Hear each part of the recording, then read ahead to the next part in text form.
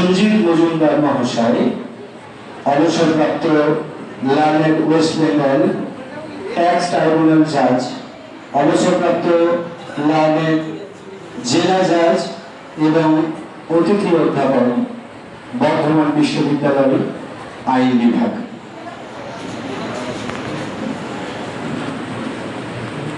শুভ দ্বীপ্রহর।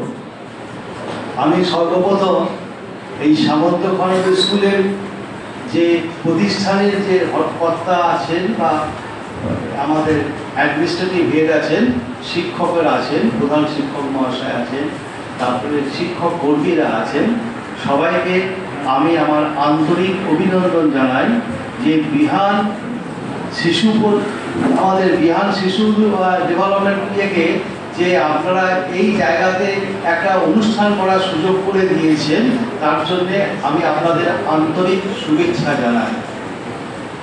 আর আমি বিহানকেও জানাই যে বিহান আমাকে তাদের সঙ্গে নিয়ে যাওয়ার একটা আমাকে সুযোগ দিয়েছে, আমি ওদের সঙ্গে যেতে পারি, এই সুযোগটার জন্য বিহানকেও আমি আমার আন্তরিক শুভেচ্ছা জানাই। আর তোমরা যারা সবাই আছো, বাচ্চা বাচ্চা ছেলেমেয়েরা, এখন তোমরা আছো আমার নাতনির বয়সী হবে হয়তো। আমি এখন 68 বছর বয়স, আমার 33 বছর জজ থেকেছি, গালে হাত দিয়ে চুপ করে বসেছি, কোনো কথা বলিনি, তো তাই কথা বলা অভ্যাস খুব একটা কিছু নাই। আমি শুনতে ভালোবাসি, বলাটা তো খুব কম। কিন্তু আজকে আমাকে যে ব্যাপারে বলতে বলেছেন, একটা হচ্ছে আমাদের যে লিগ্যাল স্টেটের যে আইন আছে, বিনা পয়সায় মানুষকে আইন সম্বন্ধে কিছু জানানোর জন্য যে আইন আছে সেই আইন, এবং বাচ্চা তোমাদের এই কিছু বলা যাতে তোমরা জীবনটাকে সংগঠিতভাবে চলতে পারো। এবং আমি খুব অল্প কথায় বলবো, আমাদের যখন কেউ যদি যখন তোমাদের তখন পাঠ্যপুস্তকের প্রথমেই থাকে সংবিধানের মুখবন্ধটা থাকে, মুখবন্ধে তোমরা দেখবে তোমাদের বলা আছে প্রত্যেকটি নাগরিককে আমাদের রাষ্ট্র রাজনৈতিক, অর্থনৈতিক এবং সামাজিক ন্যায় দেবে। ন্যায় দেবে মানে তোমাদের প্রতি কিছু অন্যায় হলে তার প্রতিরোধ করবে এবং তার প্রতিকার করবে। কিন্তু সবচেয়ে প্রথম হচ্ছে যে তোমাদের প্রতি যে অন্যায় হচ্ছে এটা তোমরা জানবে কি করে। এই যে আগে রতনবাবু বলে গেলেন খুব সুন্দরভাবে যে তোমাদের নাবালিকা বিয়া, যে তোমাদের অন্যায়, নাবালিকাদের বিয়ে দেওয়া, এটা যখন তোমরা জানতে পারলে, তাহলে এটা এই ন্যায়টা তোমাকে জানতে হবে যে কোনটা অন্যায় হচ্ছে, কোনটা ন্যায় হচ্ছে। কিন্তু দেখা গেল যে আমাদের দেশের অনেক সংখ্যক লোক ন্যায় অন্যায় জ্ঞানটাই জানে না, তার যে অধিকার আছে সেই সম্বন্ধেই সে সচেতন নয়। আর দেখা গেল যে তার অন্যায় হচ্ছে জানতে পারলেও কোথায় যাবে, কিভাবে যাবে, এই জ্ঞানের অপ্রতুলতা, এবং শুধু তাই নয়, তার অর্থনৈতিক অবস্থার জন্যেও তারা যেতে পারে না। এই কথা চিন্তা করে একবারে আমাদের সংবিধানের একটা সংশোধন হলো, তাতে একটা 39 ধারার এ যোগ করে বলা হলো যে প্রত্যেকটি সরকার এবং রাষ্ট্র এইরকম জনগণকে তাদের ন্যায় পাওয়ার জন্যে আইনি শিক্ষা দেবে, আইনি বিচারের ব্যবস্থা করবে এবং নানা রকম প্রতিকার করবে।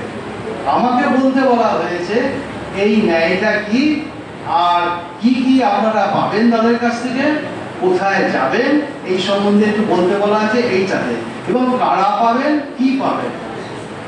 এই 39 এ সংবিধানে যখন সংশোধন হলো তখন একটা নতুন আইন হলো। সেই আইন 1987 সালে, সেই আইন আসার পরে থেকে আমাদের সুপ্রিম কোর্ট থেকে জেলা হাইকোর্ট, হাইকোর্ট থেকে জেলা কোর্ট, জেলা কোর্ট থেকে সদর কোর্ট, জেলা কোর্ট থেকে আমাদের যেটা বলা হয় সংবিধান সাব ডিভিশনাল কোর্ট, এবং তারপরে একটা তালুক কোর্ট পর্যন্ত একটা করে কমিটি বসিয়ে দেওয়া হলো বিভিন্ন নামে, সুপ্রিম কোর্টে একটা, আমাদের ডিস্ট্রিক্ট কোর্টে একটা, সেইখানে অনেক জজকে এবং অনেক স্টাফ নিয়োগ করা হলো। এইসব লোকেরা যদি আসেন তাহলে এইসব বাচ্চা ছোট এবং লোকেরা যাতে আসে তাদের আইনি সহায়তা দেবে। সহায়তাটা কি কি দেবে না, কোনো আইন জানতে চাইলে সেই আইনটাকে তাকে বুঝিয়ে দেওয়া হবে। তাদের যদি মামলা করার প্রয়োজন হয় তাহলে যোগ্য লোকদের সেই মামলা করার জন্য বিনা পয়সায় বিনা সমস্যাতে তাদের ব্যবস্থা করে দেবে, মামলা করে দেওয়ার এবং মামলা দেখভালেরও ব্যবস্থা করে দেওয়া। এবং তাহলে প্রশ্ন হচ্ছে তোমরা কি পাবে সেখানে গিয়ে না, তোমরা পাবে সেখানে আইনি সহায়তা। আইনি সহায়তা কিরকম না, তোমার বিরুদ্ধে অন্যায় হচ্ছে কিনা তুমি জানতে চাও, সেই ওরা আইনটা বুঝিয়ে বলবেন। আর কি হবে, যদি তোমরা মনে করো এই অন্যায়ের বিরুদ্ধে প্রতিকার করার জন্য মামলা করতে হবে, তোমরা যদি যোগ্যতম ব্যক্তি হও, মানে তুমি পরে কারা যোগ্য বলে দিচ্ছি, তাহলে সেইখান থেকে তারা সেই তাদের সহযোগিতায় বিনা পয়সায় আইনি সহযোগিতা মামলার খরচ পাবে। এইটা কারা কারা যোগ্য না, সব শিডিউল কাস্ট শিডিউল ট্রাইবস ব্যক্তি আমাদের সমাজে যারা আছেন তারা পাবেন, এবং মহিলা শিশু পাবেন। মহিলা শিশু পাবেন, যে কোনো কারখানা বন্ধ কারখানার শ্রমিকেরা পাবেন। ওই যে বাল্য বিবাহ বললো, এরকম বাল্য বিবাহে যারা শিকার হচ্ছে তারা পাবেন। এবং আরেকটা বলছিলেন নারী পাচার হয়, আমি কিছুদিন আগে একটা টিভি প্রোগ্রাম করছিলাম নারী পাচারের উপরে, বিভৎস রূপ, তোমাদের বাচ্চা বাচ্চা ছেলে তোমাদের সেই বিভৎস রূপটা বলছি না, সংখ্যাটা শুনলে অনেক বেশি হবে, জানবে। এবং সেই রেটটা আবার বাংলাদেশের পশ্চিমবঙ্গের রুট দিয়ে যাচ্ছে, যে লোকগুলোকে বিভিন্ন জায়গা থেকে জড়ো করে সেই লোকেরা, সেই মহিলারা, হতভাগিনী মহিলাগুলো পাবেন, উদ্ধার হয়ে এলে তারাও আইনি পাবিয়েতে পাবেন। আর যাদের 1 লক্ষ টাকা বাৎসরিক আয়ের নিচে, বা তাদের বাবা মা বা সেই ভদ্রলোক বা ভদ্রমহিলা নিজে, যাদের বাৎসরিক আয় 1 লক্ষ টাকার নিচে, তারাও এই সহায়তা পাবে। এবং কি করে তার বলবে যে আমি আমার 1 লক্ষ টাকার নিচে আয়, কথা তো বলতে হবে কি করে, সেইটা বলার জন্য আগে যেমন ছিল যে এর সার্টিফিকেট লাগবে, ওর সার্টিফিকেট লাগবে, এইটা জগৎবতী পাচ্ছিল না মানুষেরা। তাই পরবর্তীকালে বলা হয়েছে যে না না, একটা এফিডেভিট করে বলে দিলেই হবে যে আমার আয় 1 লাখ টাকার কম বাৎসরিক আয়, তাহলেই তারা এই সুযোগগুলো পাবে। তাহলে কি হবে যে আমাদের দেশের যে সংবিধানের মুখপত্রে বলা ছিল ন্যায় দিতে হবে, সেই ন্যায়টা দেওয়ার জায়গায় পৌঁছানো যাবে। কতটা ন্যায় পৌঁছতে পারবে সেটা কিন্তু পরবর্তী প্রশ্ন, তোমরা ন্যায়ের দরজায় আসতে পারবে। তাই এই জন্য এই আইনটা হয়েছে, the legal service authority act, the legal service act 1987 সালে। এবং এই বলে বহু মামলা চলছে, বহু লোক উপকারী হচ্ছে। এই আইনটা আবার আগে শুধুমাত্র ক্রিমিনাল কেসের আসামিরা সুযোগটা পেত, এখন সিভিল কেসে সব কোর্টেই লোকেরা এই সুযোগটা পায়। এটা হলো আমাকে যে বিষয়টা বলতে বলেছিল কারা পাবেন এবং কি কি পাবে। এটা যদি তোমরা বুঝতে পারো তাহলে আমার এইটুকু বলার মধ্যে সার্থকতা আছে। বুঝতে না পারলে জিজ্ঞেস করবে। তোমাদের কাছে প্রশ্ন হলো, আমার কাছে আরো ভালো লাগবে যে তোমরা চেষ্টা করছো বোঝার। আর আরেকটা বিষয় আমাকে বলতে বলা হয়েছিল যে তোমাদের কিছু উৎসাহমূলক কথাবার্তা বলার জন্য। এখন প্রশ্ন হচ্ছে তোমাদের সঙ্গে ইন্টারাকশনের খুব লম্বা সময় না হলে তো বলা যাবে না। আমি হয়তো সকাল 10 মিনিট বলার সুযোগ পাবো।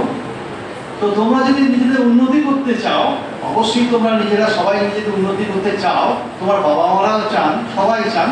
তা যদি তোমরা উন্নতি করতে চাও তাহলে সর্বপ্রথম তোমাদের 5টা প্রতিজ্ঞা করতে হবে। এইটা আমি শুনেছিলাম কোনো একটা খুব নামকরা প্রতিষ্ঠানের ছাত্রদের শপথ গ্রহণ অনুষ্ঠানে আমি গেছিলাম, তাতে শুনেছিলাম। প্রতিষ্ঠানটার নামটা বলছি না, খুব আপনারা সবাই জানেন।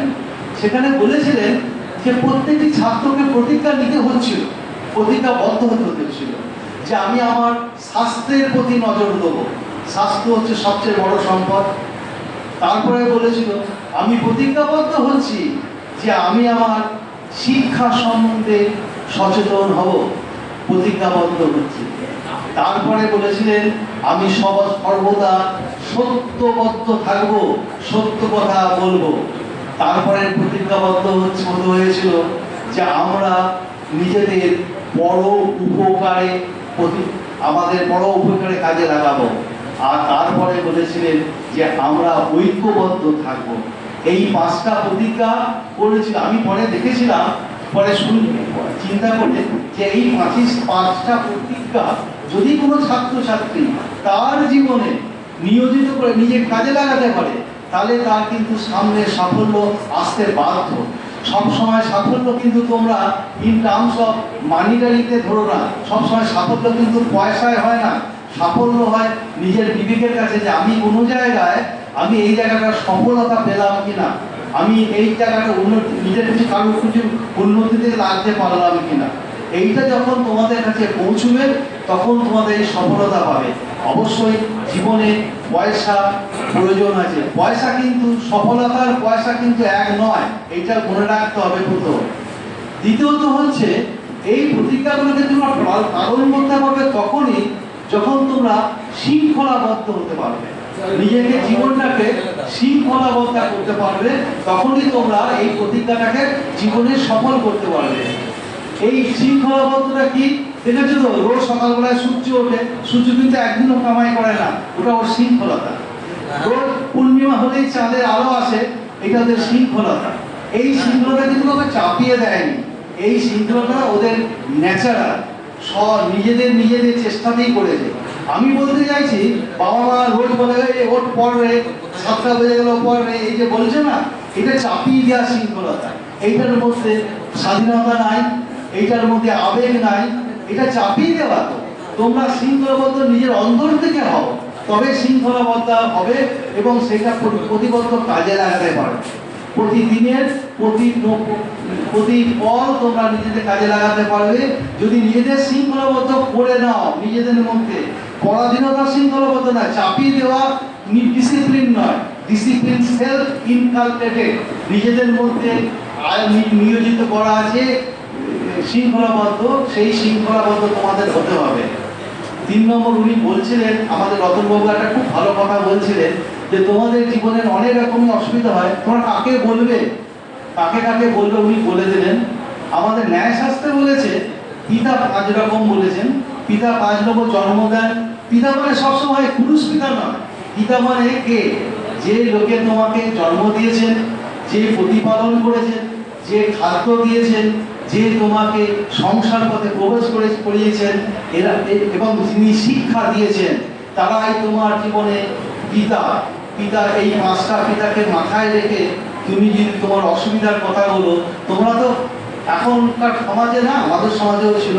আমি একটা খুব পুরনো টেক্সট পড়ছিলাম, তাতে রাধিকার মা বলছে যে কৃষ্ণ তাদের আমার মেয়েকে উৎপাত করছে, অতএব তখনও সে উৎপাত ছিল, এখনো উৎপাত আছে। তোমাদের জীবনে এই উৎপাত যা হবে সব তোমরা এই 5 জন গার্জেন যাকে পাবে তাকে মনের কথাটা বলবে, অসুবিধাটাকে চেপে রেখো না। এই অসুবিধা চেপে রাখলেই একটা তোমরা বিপদে চলে যাবে। আমি তাই তোমাদের সবাইকে বলবো, তোমরা প্রতিজ্ঞাবদ্ধ হও, নিজে শৃঙ্খলাবদ্ধ হও এবং তোমাদের জীবনের অসুবিধাগুলো তুমি ঠিক তোমার বিশ্বাসযোগ্য লোকেকে বলো যে আমার এই অসুবিধা হচ্ছে, আমাকে এইখান থেকে মুক্তি পাওয়ার উদ্ধার করার ব্যবস্থা করো। এবং এই কথা বলে তোমাদের সবাইকে অভিনন্দন জানিয়ে আমার বক্তব্য শেষ করলাম। ধন্যবাদ।